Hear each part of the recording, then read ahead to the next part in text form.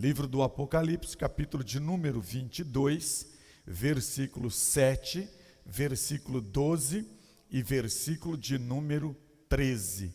A palavra de Deus diz assim: escutem, diz Jesus, eu venho logo. Felizes os que obedecem às palavras proféticas deste livro. Escutem, diz Jesus, eu venho logo, vou trazer comigo as minhas recompensas para dá-las a cada um de acordo com o que tem feito. Eu sou o Alfa, o Ômega, o princípio, o primeiro e o último, o princípio e o fim. Feche os seus olhos. Deus, nós estamos diante da Tua palavra. Só a leitura da Tua palavra já nos causa um impacto. Só a leitura da Tua palavra nos dias de hoje faz com que nossos joelhos tremam e nós nos prostremos diante da Tua presença gloriosa. Por isso, ó Deus, fala aos nossos corações neste momento. Conduz as nossas vidas agora. Todo aquele que me vê, todo aquele que ouve, que todos nós possamos estar diante do Teu altar, com um coração e uma mente receptiva à voz do Teu Espírito. Conversa conosco, nos ensina, nos orienta, nos exorta, fala de maneira tal que possamos compreender, viver e testemunhar a Tua palavra na nossa vida. Em o nome de Jesus oramos. Amém. Meu querido irmão, minha querida irmã, João está exilado na ilha de Pátimos.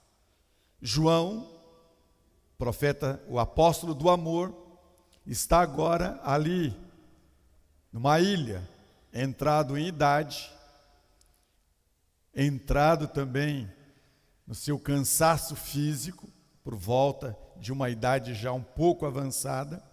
João está ali vivendo o seu tempo final, o seu tempo de encontro com Cristo. E é nesse momento de finitude da sua vida que Deus resolve conceder a João algo que ao longo da história tem movido muito a nossa vida. Algo que ao longo da história também tem servido de muita especulação. Quando nós falamos do livro do Apocalipse, nós estamos trabalhando algo que é concreto, nós estamos trabalhando algo que às vezes para alguns é alegórico, para outros é literal, e para outros é apenas e tão somente fatos históricos. A minha proposta nesta noite não é de entrar em nenhuma das correntes teológicas textuais, apenas tentar abstrair da palavra de Deus para as nossas vidas, e vou usar vários textos bíblicos daquilo que me coloca diante de uma situação muito clara.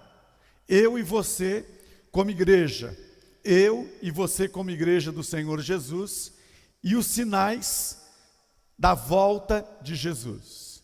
Eu e você como igreja, diante dos sinais que se apresentam, que nos dão uma direção de que o nosso Senhor e Salvador Jesus Cristo está voltando para me buscar, está voltando para fazer com que todo joelho se dobre e toda língua confesse, está voltando para um mundo, pessoas que precisam entender o senhorio e o poderio agora do Rei da Glória, o nosso Senhor e Salvador Jesus Cristo. A volta de Cristo é um assunto mencionado em toda a Bíblia. Nós temos possivelmente 300 referências daquela primeira vinda de Jesus, quando ele veio, nasceu, quando ele desenvolve o seu ministério, quando ele vai ao Gólgota, à cruz, quando ele entrega a sua vida por nós, por amor, quando ele ressuscita, quando ele aparece a mais de 500 pessoas e quando ele então é ascendido, é conduzido aos céus. Nós encontramos por volta de 300 referências na palavra de Deus com relação a esta primeira vinda. Mas com relação ao que vai acontecer, que estamos prestes a ver isso, nós temos mais de 2.400 referências dizendo que Jesus Cristo vai voltar. E vai voltar para buscar a sua igreja. Então a volta de Cristo agora nos nossos dias, ela nos coloca diante de um momento histórico, ela nos coloca diante de um momento apoteótico, ela nos coloca diante de um momento culminante, um momento de consumação. Por isso eu quero dizer a você que a minha, a sua e a nossa história, ela não é um caminho sem direção, a minha e a sua vida, ela não está como um barco à deriva, mas tudo conspira para essa volta triunfal, majestosa de nosso Senhor e Salvador Jesus Cristo.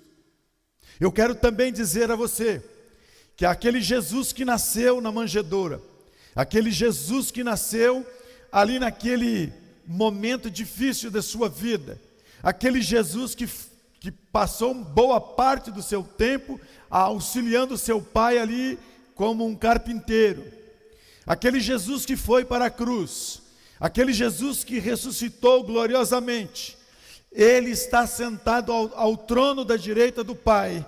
Ele é um rei absoluto, ele é um Senhor absoluto, ele é soberano sobre todo o universo, ele é soberano sobre todas as coisas, e ele voltará com majestade, ele voltará com poder, ele voltará com autoridade, ele voltará para efetuar o julgamento das nações, e ele vai reinar com o seu povo para sempre.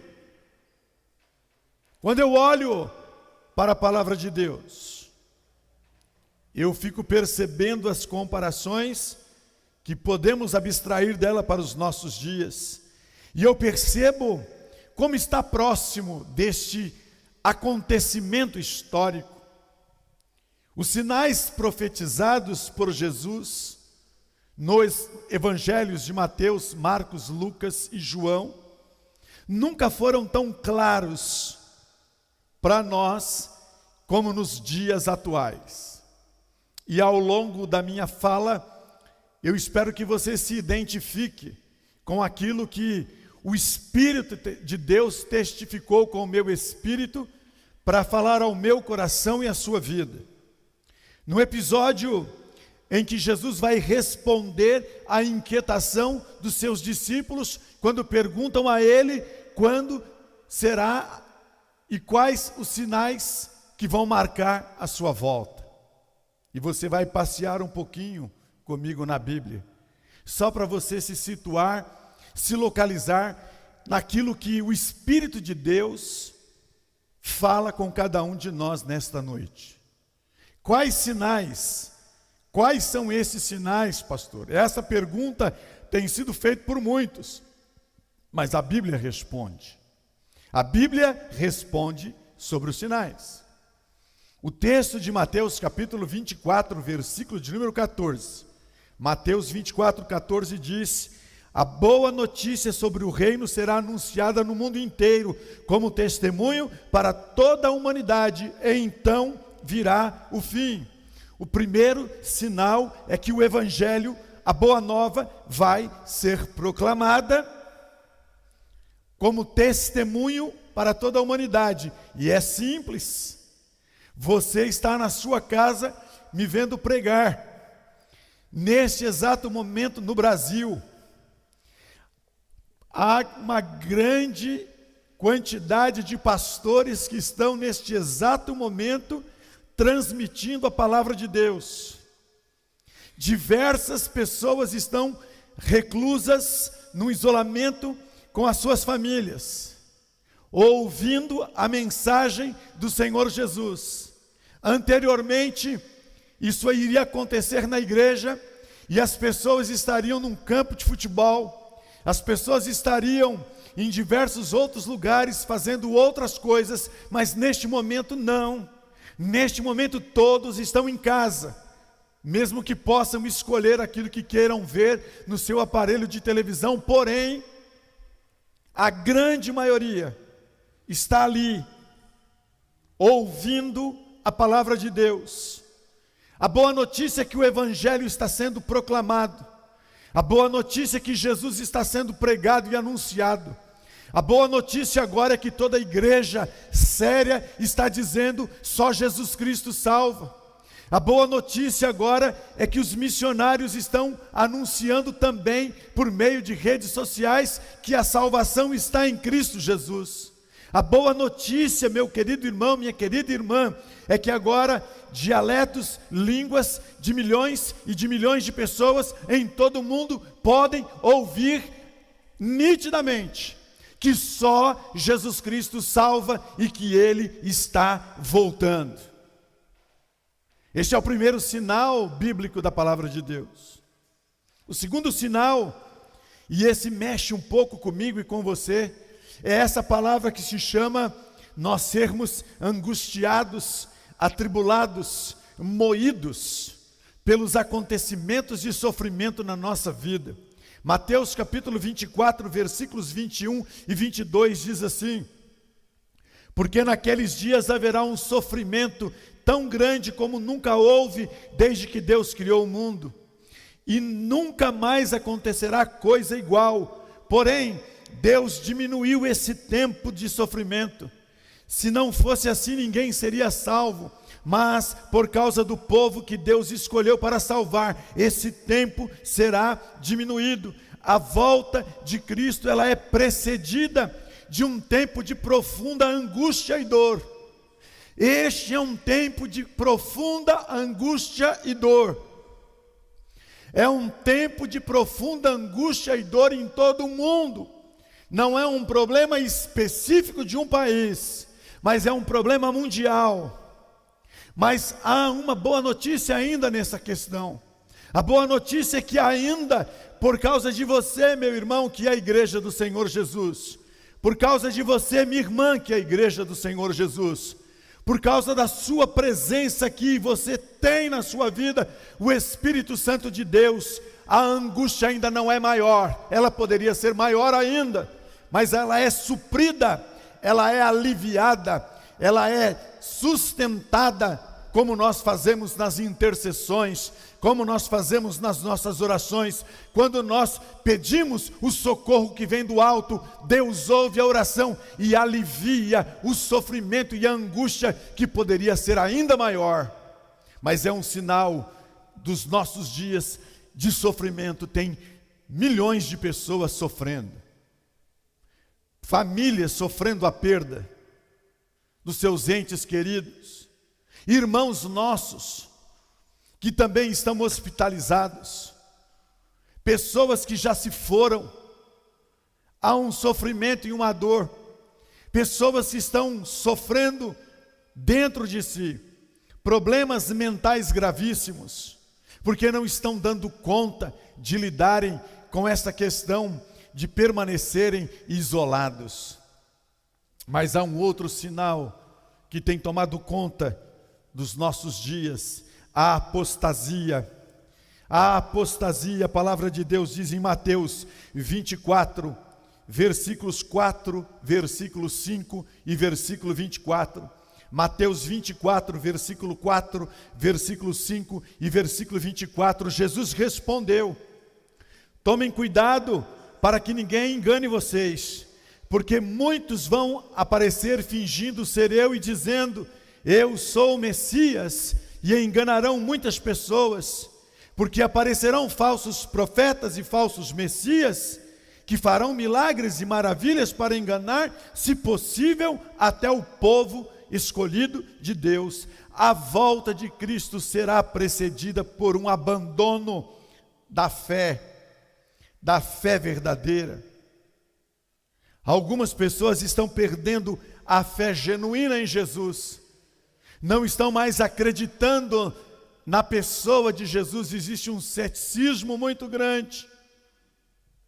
Haverá falsos profetas, falsos cristos, falsas doutrinas, falsos milagres.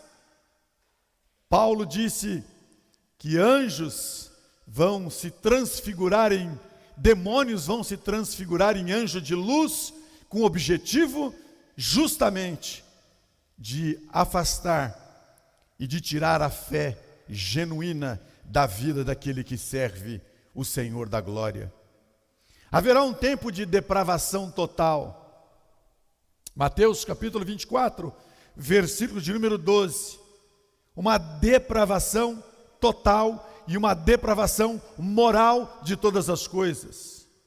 A palavra de Deus diz: a maldade vai se espalhar tanto, a maldade vai se espalhar tanto que o amor de muitos esfriará. Em outras palavras, o pecado vai aumentar.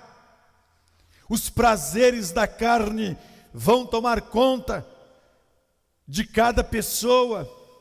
Os valores morais, os valores éticos serão menosprezados, serão colocados de lado, e as pessoas vão passar a viver conforme a sua própria vontade, conforme o seu próprio desejo, ultrapassando os valores morais e éticos, passando uns por cima dos outros. Haverá uma desintegração da família, e isso é proposto de todas as formas e de todas as maneiras. Haverá um período que vai existir uma falência das instituições. Não há mais credibilidade em instituição alguma. Hoje as pessoas dizem: eu não sei mais aonde eu posso crer, aonde eu posso olhar. A corrupção tomou conta de tudo e de todos. As pessoas estão perdendo a noção do que é certo para viverem e fazerem aquilo que é errado. A pornografia tem tomado conta da vida de muitas pessoas. Pessoas se estão afundando, entrando no mais profundo lamaçal de uma desintegração da sua moralidade, da sua personalidade, do seu caráter e da sua vida. Há uma imoralidade que ela é tratada e reproduzida por meio da arte. Outro período, aqui atrás, o nosso país estava discutindo uma questão de uma representação dentro de uma arte aqui em o nosso país. Uma situação que gerou uma polêmica muito grande. Há ainda, no ano que findou-se, nós tivemos um problema onde a imagem de Jesus fora colocada na avenida, porque não se olha mais as coisas do ponto de vista do que é moral e ético. Nós temos homens, mulheres, jovens, adolescentes e crianças. Nós temos aqui em São Paulo a Cracolândia, consumindo, tomando conta de todas as pessoas. Mesmo no momento de isolamento, nós podemos perceber que o domínio das drogas tomou conta. Então há um colapso na moralidade, há uma desintegração total, e para complicar tudo, dentro daquilo que deveria ser considerado como um lugar correto e santo, a igreja do Senhor Jesus também está carregada de imoralidades. E quando eu digo igreja, eu estou falando de você e de mim. Eu não estou falando de paredes. Eu estou falando de crentes que perderam o senso do que é moral e ético numa vida cristã. Os sinais estão aí, as pessoas já não sabem mais diferenciar quem é um cristão e quem não é um cristão, porque as práticas de vida são semelhantes de uns para com os outros. E para complicar esse quadro de sinais, se você for lá em Mateus capítulo 24, versículo 15, Mateus 24, versículo 15, a palavra de Deus vai dizer assim: e Jesus continuou: vocês verão no lugar santo o grande terror de que falou o profeta Daniel. Mateus 24:15, Jesus continuou: vocês verão no lugar santo o grande terror de que falou o profeta Daniel. Meus queridos irmãos, falso Cristo, anticristo, tudo aquilo que se levanta contra os princípios, os valores e principalmente diretamente contra a pessoa de Deus o Pai, Deus o Filho e Deus o Espírito Santo. O terror de que fala Daniel é um tipo de anticristo que virá neste tempo. O seu espírito já está operando no mundo. Ele se opõe e se levanta contra tudo que é de Deus. Ele vai se levantar para perseguir você, meu irmão. Ele vai se levantar para perseguir você, minha irmã. Ele vai se levantar para colocar você contra a parede, para que, de fato, você possa exercer ou não uma fé autêntica. Ninguém resistirá ao seu poder e à sua autoridade. Ele vai perseguir, ele vai controlar, ele vai matar. Muitos crentes serão mortos porque não vão se dobrar à sua autoridade. E eu espero que isso não aconteça contigo, meu querido irmão, e muito menos comigo. Eu espero que você não esteja com tanto medo neste tempo agora de expor que você de fato é um filho do Deus Altíssimo. Muitos serão mortos. Eu recordo que essa passagem de Apocalipse ela ainda nos coloca diante de um selo. Selo nas mãos, selo nas testas. O sinal chamado e considerado o sinal maior do anticristo. E há um questionamento ao longo da história, isso já foi dito que era um código de barra, em outro período já foi dito que era um grande computador que ia surgir. As especulações são tantas sobre isso, mas não me importa o que venha por aí. O que importa é que a minha fé não pode ser afetada, a minha fé não pode ser abalada, a minha fé não pode ser destruída sobre hipótese alguma, porque eu tenho consciência de quem sou, quem sirvo e para quem vivo. O anticristo é um homem sem lei, é um homem que encarna e personifica Satanás. Ele vai agir com a força e o poder de Satanás. Ele será levantado num tempo de apostasia, ele vai governar com mão de ferro, vai perseguir os santos, vai blasfemar contra Deus. Mas no auge, quando ele se achar no trono do seu poder, a palavra de Deus diz que bastará um sopro da boca de Deus para que ele seja destruído. Uma só palavra, um só sopro da boca de Jesus para desfazer toda a obra do maligno. Mas esses sinais nos colocam diante daquilo que nós estamos vivendo e vendo nos nossos dias. Ainda no Evangelho de Mateus, capítulo 24, versículos 6 e 7. Eu preciso introduzir isso para você entender aonde Deus quer nos conduzir espiritualmente nesta noite. Mateus 24, versículos 6 e 7 diz: não tenham medo quando ouvirem o barulho de batalhas ou notícias de guerras. Tudo isso vai acontecer, mas ainda não será o fim. Uma nação vai guerrear contra outra e um país atacará outro. Haverá um tempo, e já houve este tempo, e ele vai ser reproduzido novamente. O mundo está encharcado de sangue, guerras entre países, guerras dentro do próprio país, guerras políticas, intolerância, problemas gravíssimos acontecendo, interno em termos de Brasil e externo em termos mundiais. As pessoas estão ainda criando bombas atômicas, bombas nucleares, bombas químicas, bombas biológicas e agora bombas no sentido psicológico da tormenta, da guerra, de levar pessoas inclusive a atentarem contra a própria vida. Quando você lê a palavra de Deus em Mateus 24, versículo 7, você ainda ouve falar: em vários lugares haverá tremores de terra. Mateus 24, versículo 7 diz: em vários lugares haverá tremores de terra. O mundo está sendo sacudido. Nós temos tsunamis, maremotos, furacões. O Brasil está em primeiro lugar agora como país que tem a maior incidência de raios e um dos mais potentes. Foi feita a pesquisa nesta semana e diz que o nosso país está em primeiro lugar, onde muitas pessoas estão sendo levadas à morte.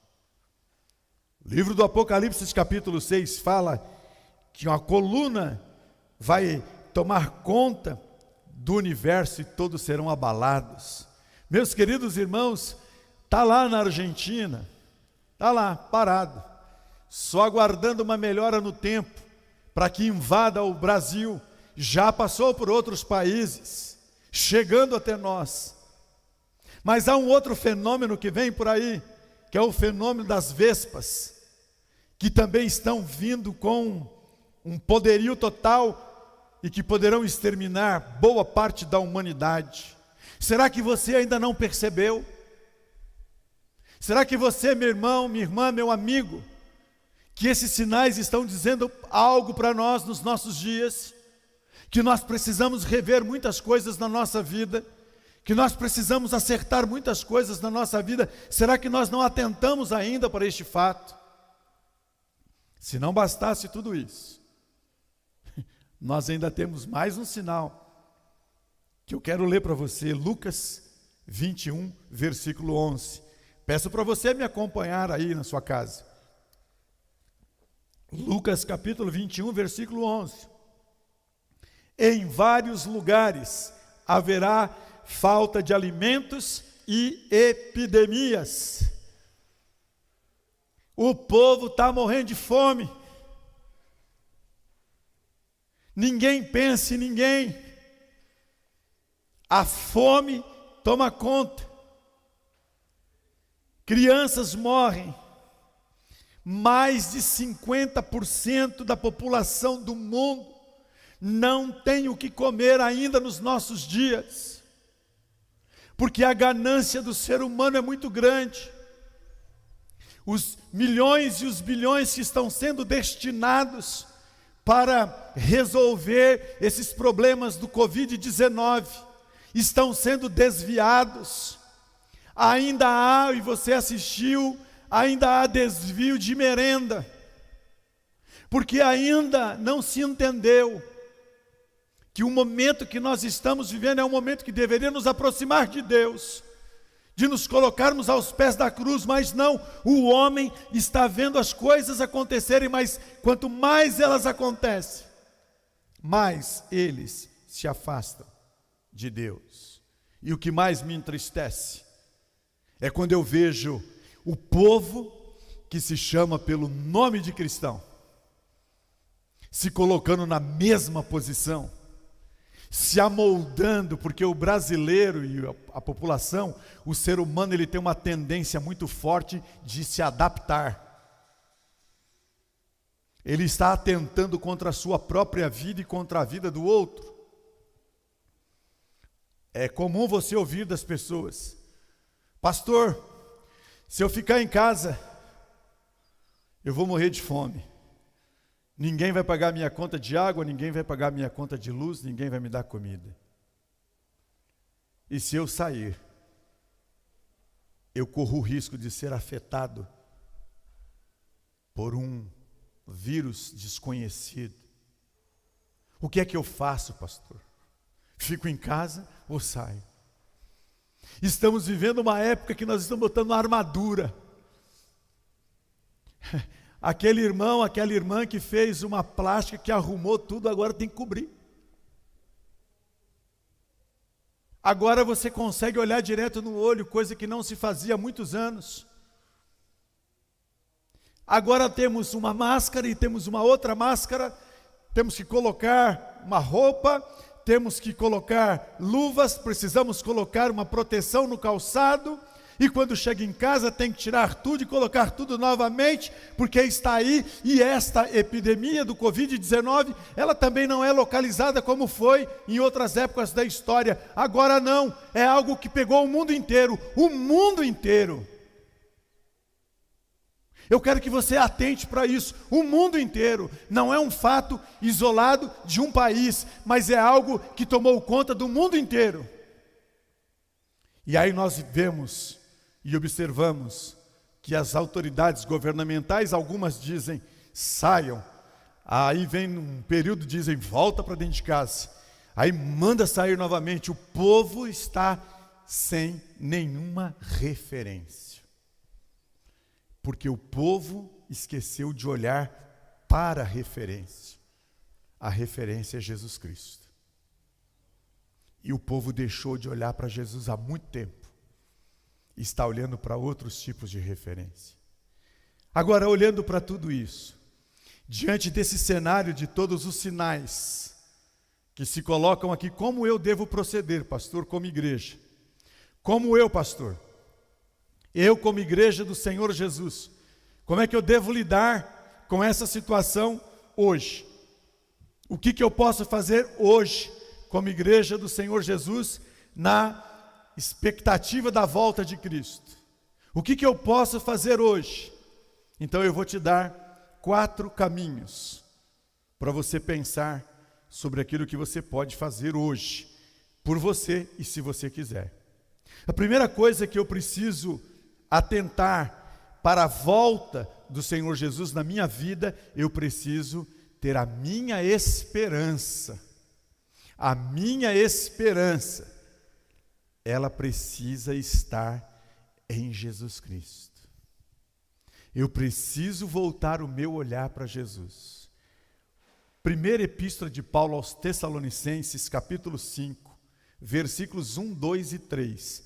Primeira epístola de Paulo aos Tessalonicenses, capítulo 5, versículos 1, 2 e 3, diz assim: Irmãos, vocês não precisam que eu lhes escreva a respeito de que quando e como essas coisas vão acontecer, pois vocês sabem muito bem que o dia do Senhor virá como um ladrão, na calada da noite, quando as pessoas começarem a dizer, tudo está calmo e seguro, então é que de repente a destruição cairá sobre elas. As pessoas não poderão escapar, pois serão como uma mulher que está sentindo as dores de parto. Paulo está dizendo aos crentes daquela igreja, a respeito das coisas terríveis que acontecerão no tempo do fim, mas que eles deveriam aguardar, eles deveriam depositar a grande esperança na volta de Jesus. Meus queridos irmãos, eu preciso que Jesus volte logo. Aqui não é o meu lugar. Nós precisamos que Ele volte logo. A volta de Cristo será um tempo desconhecido para muitos, mas não pode ser desconhecido para a igreja. Não pode nos pegar de surpresa. Não pode chegar na minha vida de maneira inesperada. Quando as pessoas estiverem dizendo haverá paz aqui ou acolá, eu sei que isso não é um bom sinal, porque ninguém poderá escapar do grande e terrível dia da volta do Senhor. Para mim e para você será um dia de recompensa, para mim e para você será um dia de glória. Eu e você como igreja precisamos esperar a volta de Cristo, não com pesar, não com tristeza, mas com alegria, com grande esperança. Eu preciso dizer todos os dias, Senhor, me tira dessa angústia, deste mundo que eu estou vivendo. Eu preciso que o Senhor volte e volte logo. Se você ainda está enraizado aqui, meu querido irmão, você está amando mais o mundo do que a volta de Cristo Jesus. Se você ainda está sendo dominado pelas coisas do mundo, você ainda não tirou as roupas do homem antigo. Isso é terrível, Isso é triste, porque a alegria da igreja, a esperança da igreja é que Jesus Cristo volte. E quando eu digo igreja, a minha esperança como igreja do Senhor Jesus é que Ele volte. A outra expectativa que eu preciso ter com relação à volta de Cristo é que eu preciso ter uma profunda prudência. Eu preciso ter uma profunda prudência diante de todos os fatos que nós já apresentamos de maneira introdutória para vocês nesta noite. Eu preciso ter prudência. Ainda em 1 Tessalonicenses capítulo 5, versículos 4, 5, 6 e 7. 1 Tessalonicenses capítulo 5, versículos 4, 5, 6 e 7, a palavra de Deus diz assim: mas vocês, meus irmãos, não estão na escuridão, e o dia do Senhor não deverá pegá-los como um ladrão que ataca de surpresa. Todos vocês são luz e do dia. Nós não somos da noite nem da escuridão, por isso não vamos ficar dormindo como os outros, mas vamos estar acordados e em nosso perfeito juízo. Os que dormem de noite e os que bebem é da noite, e é na noite que ficam bêbados. A igreja deve aguardar a volta de Cristo com profunda prudência, pois é o resultado de uma transformação espiritual. Os salvos são filhos de Deus, os salvos são filhos da luz, os salvos são filhos do dia, os salvos não vivem na ignorância do pecado, os salvos não coabitam no mundo de trevas. A volta de Cristo não pode nos pegar desapercebidos e desprevenidos e despreparados. Os salvos em Cristo Jesus precisam amar, precisam orar, precisam consagrar o seu serviço, o seu trabalho, precisam se colocar à disposição. Neste tempo, o mundo precisa de mim e de você, como igreja do Senhor Jesus. Eu preciso entender que há poder de Deus na minha vida para transformar o mundo, mas eu preciso frisar o que Paulo está dizendo nesse texto. Ele fala de prudência. Paulo fala sobre o perigo do crente imitar o ímpio. Paulo está falando do perigo do crente ser influenciado pelo mundo. Paulo está falando do cristão, da igreja, tomar a forma do mundo, em vez de confrontar o mundo, mas viver como está vivendo o mundo. Os filhos da luz não podem dormir como aqueles que vivem nas trevas. Os filhos da luz precisam estar atentos, os filhos da luz precisam ser obedientes, os filhos da luz precisam entender que o juízo se aproxima. Mas também os filhos da luz devem ser sóbrios, devem estar preparados para a volta de Cristo. Devemos estar cheios do Espírito Santo. Lembrem-se, devemos ter azeite na nossa vida. Precisamos ter o azeite do Espírito na nossa vida. Precisamos estar fervorosos no Espírito. Precisamos estar inflamados no Espírito. Precisamos estar convictos no Espírito. Precisamos estar cheios do Espírito Santo de Deus. E saber que o poder dele está nas nossas vidas. Precisamos ter essa prudência. E Jesus advertiu os seus discípulos.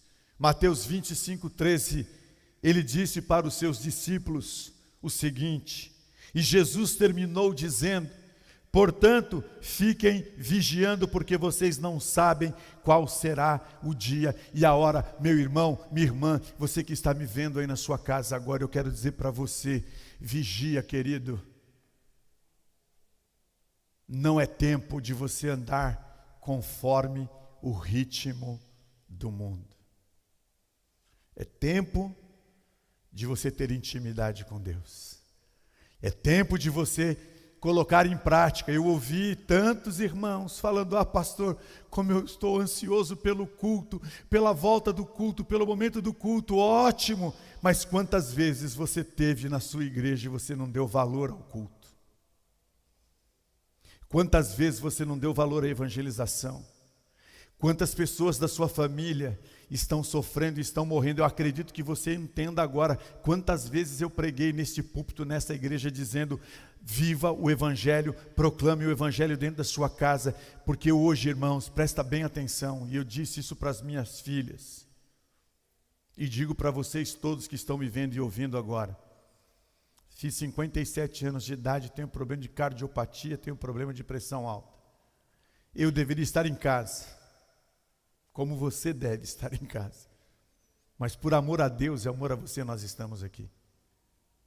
E eu disse para as minhas filhas o seguinte: se eu tiver que ir para o hospital, eu vou dando tchau para vocês e dizendo para vocês: a gente se encontra lá em cima, porque eu não tenho certeza da volta, mas uma certeza eu tenho, que ou aqui com elas,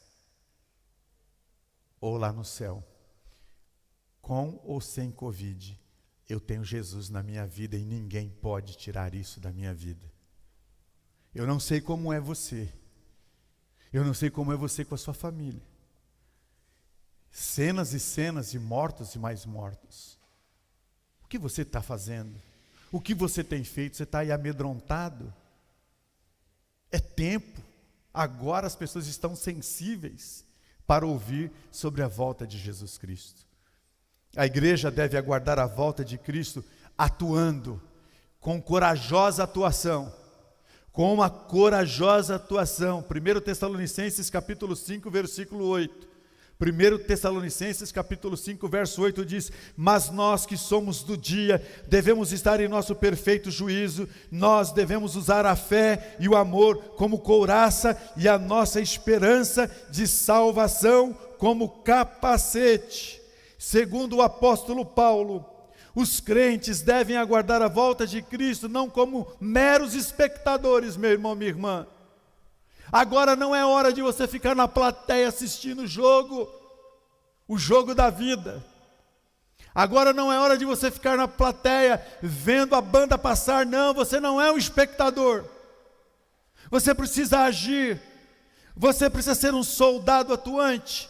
Você precisa ser ativo. Você precisa ser participativo, porque você não pode viver uma vida cristã com medo.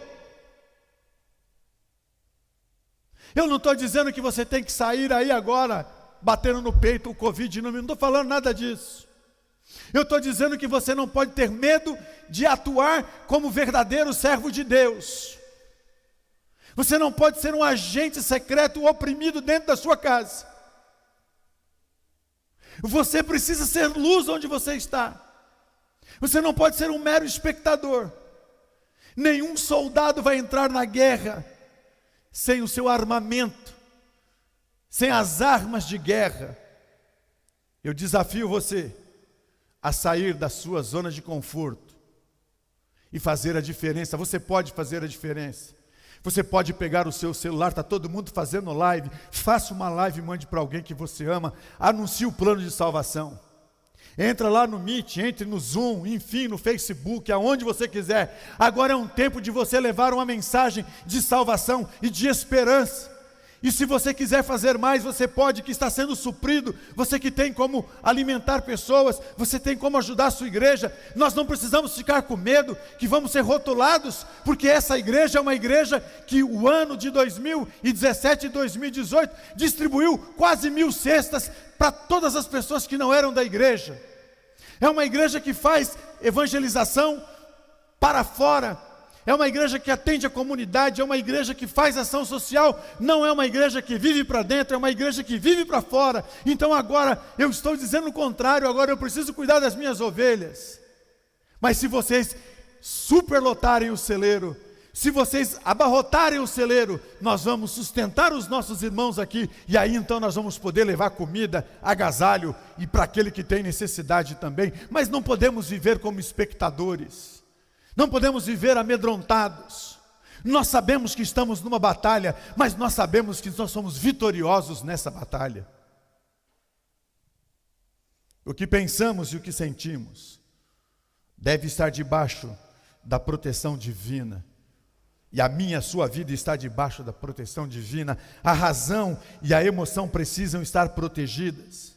A fé em Deus e o amor pelo povo de Deus não pode ficar ao léu.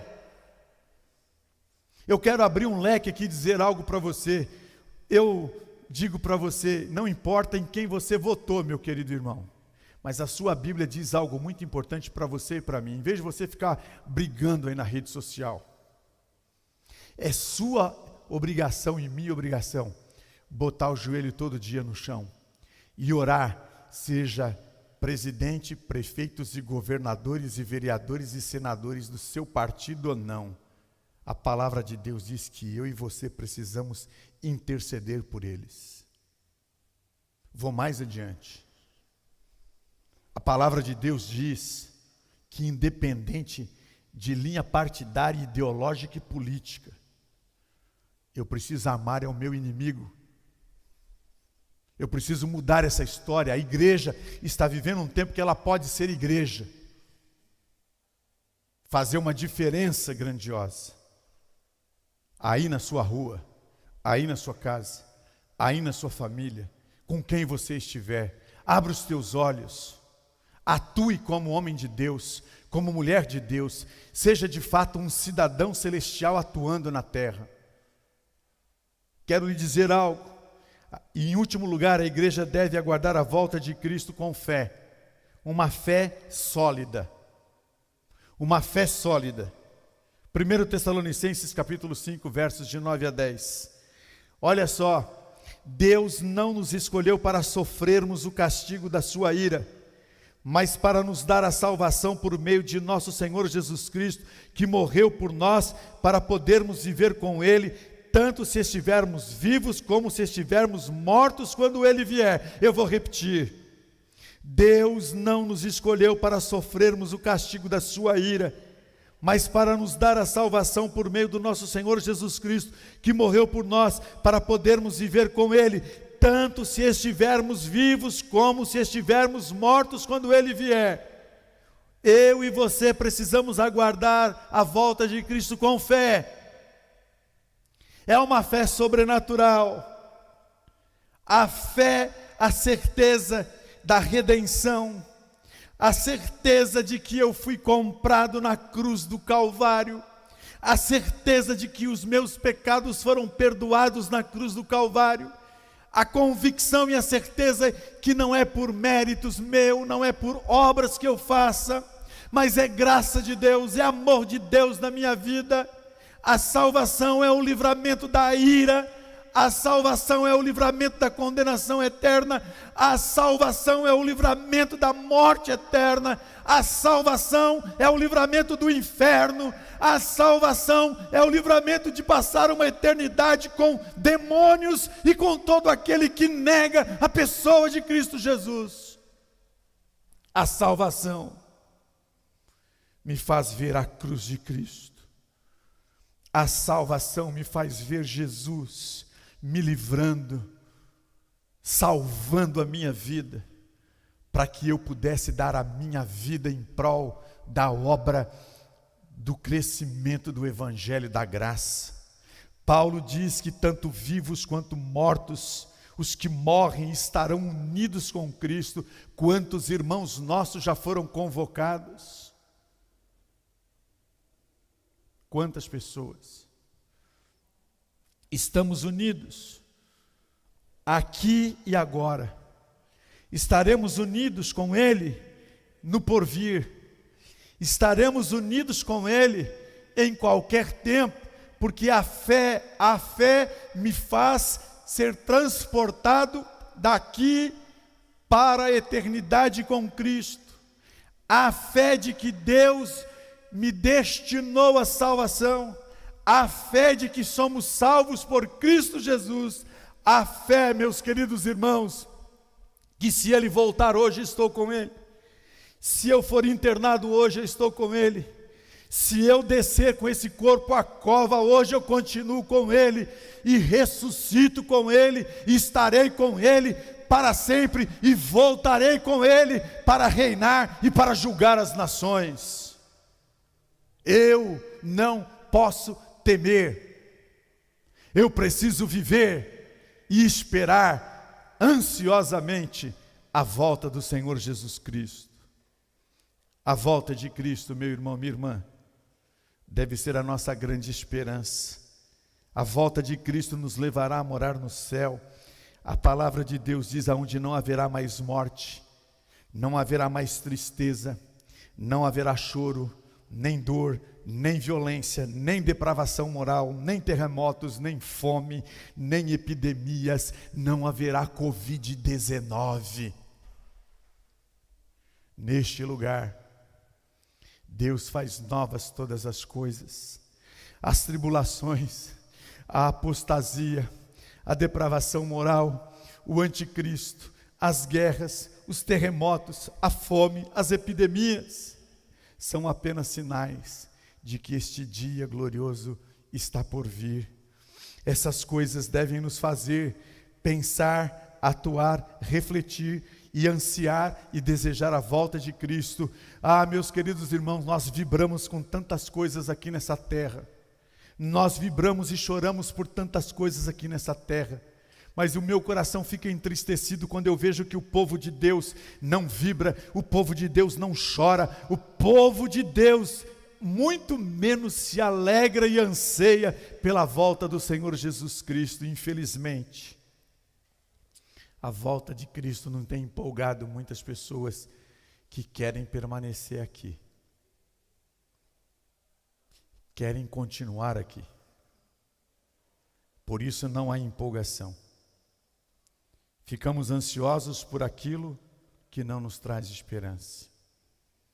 Enchemos o nosso coração de uma alegria, de uma expectativa pequena, ínfima, pela volta de Cristo.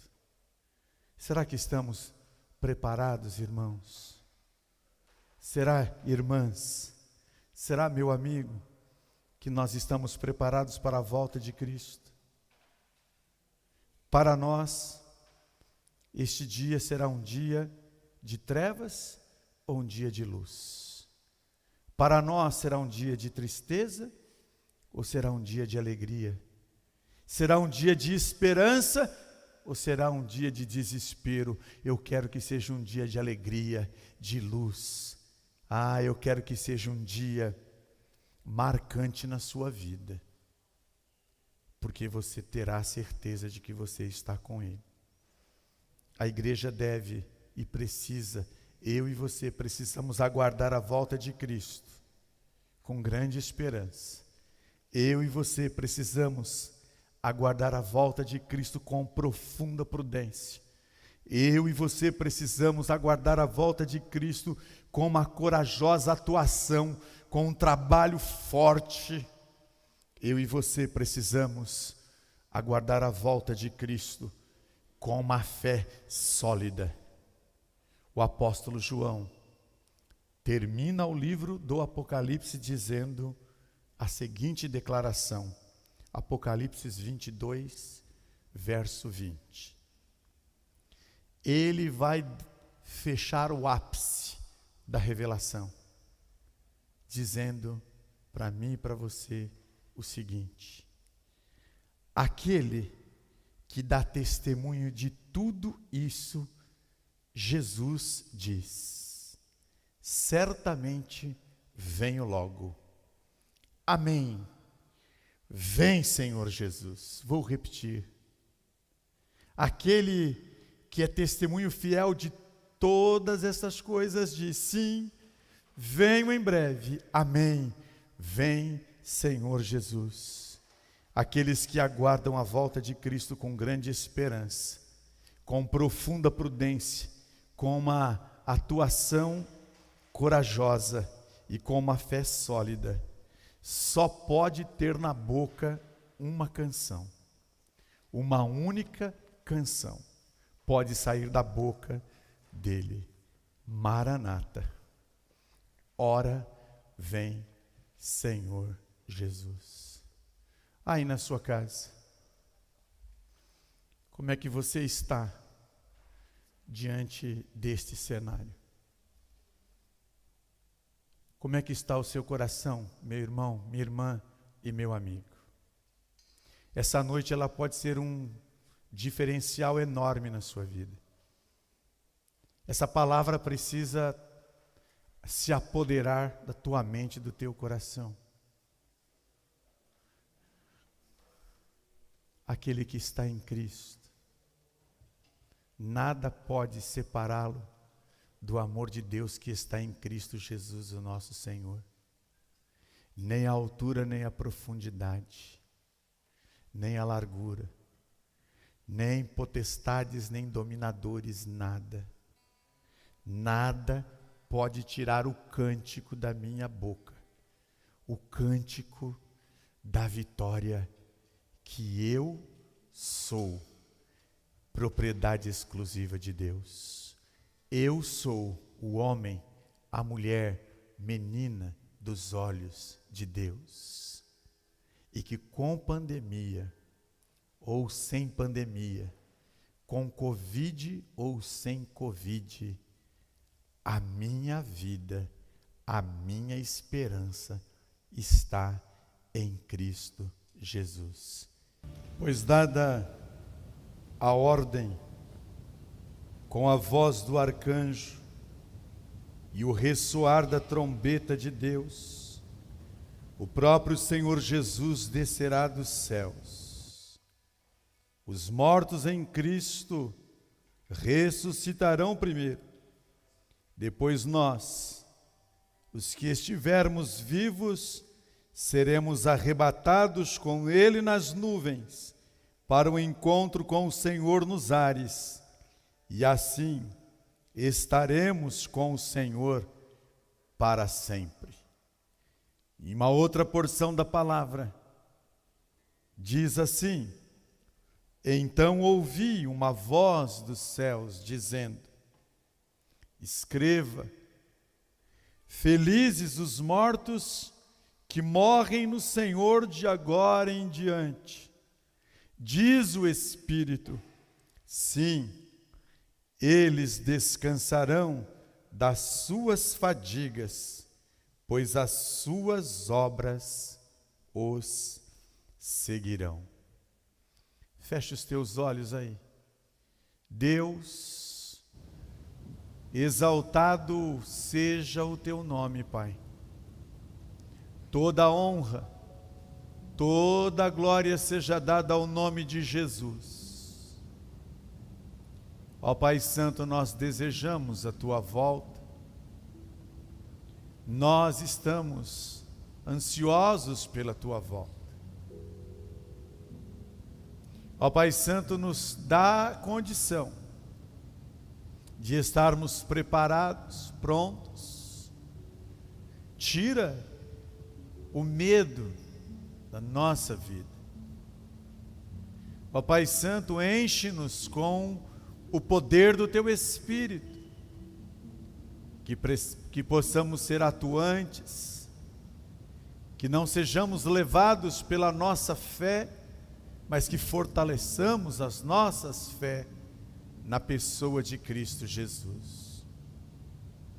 Ó Pai Santo, se alguém me vê e ouve nesta noite, e ainda não entregou a sua vida ao Senhor Jesus, e seja uma noite aceitável, que o coração se dobre, se curve, diante da pessoa do Deus Espírito Santo, aquele que convence o homem do pecado, da justiça e do juízo, e seja uma noite de salvação, salvação espiritual, libertação espiritual, transformação espiritual, cura espiritual, não só física, mas cura espiritual nesta noite.